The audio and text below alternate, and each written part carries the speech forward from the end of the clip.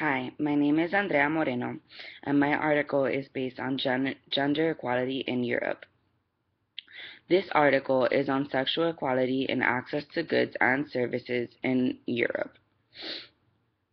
It tries to understand the implementation of equal treatment between men and women in access to supply of goods and services based on the newly established 323 directive. Some scholars argue that the directive imposed restrictions to the right of freedom of speech and contract. Others said the directive was necessary because unsatisfactory as a response to sex discrimination in everyday life. Other directives have been instated to ensure the equal treatment between people regardless of racial or ethnic origins and to establish equal treatment between persons regardless of religion or belief, disability, age, sexual orientation, employment, and occupation. These directives work together to ensure that discrimination does not pose a threat to the fundamental principles of the European community. Article 3 makes it very clear this prohibition does not apply to every contract, but only to those that involve goods and services. There are 3 businesses completely excluded from the scope of this directive. 1.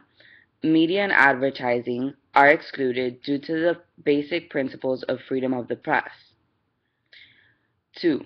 Education is excluded due to community competence and the fact that the Racial Directive 2000 applies to the field of education. And 3.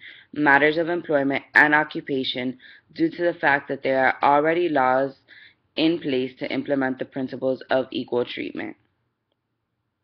The exclusion of these 3 businesses in the directive caused some people to feel discouragement, specifically the exclusion of education. The decision to exclude education is seen as regrettable considering how traditional practices in the educational field already lead girls and boys to be discouraged from pursuing non-traditional paths, which affect their future in a significant way. Direct discrimination is a situation where one person is treated less favorably on the grounds of sex than another would be treated in a comparable situation.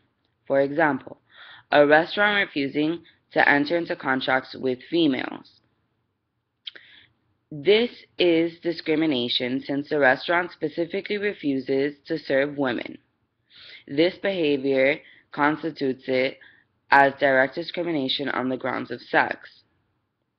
Indirect discrimination is a situation or practice that would put persons of one sex at a particular disadvantage compared with persons of the other sex.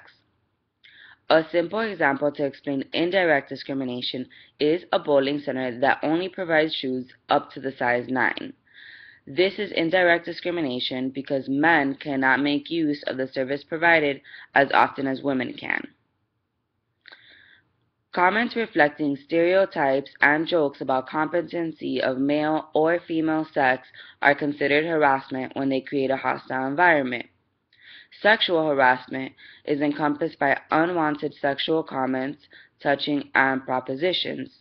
For example, a manager who repeatedly makes unwanted sexual comments and advances to a male employee when he does not want them to constitutes as sexual harassment.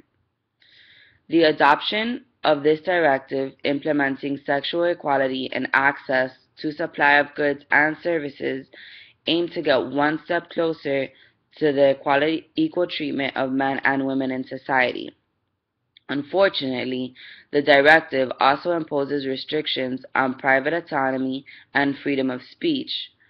Therefore, many companies, interest groups, and members of state were resistant to the directive, which in turn led to the directive being watered down and simply only covering access to supply of goods and services. This means several important areas such as media and advertising as well as education were left outside the scope of the directive. Thank you.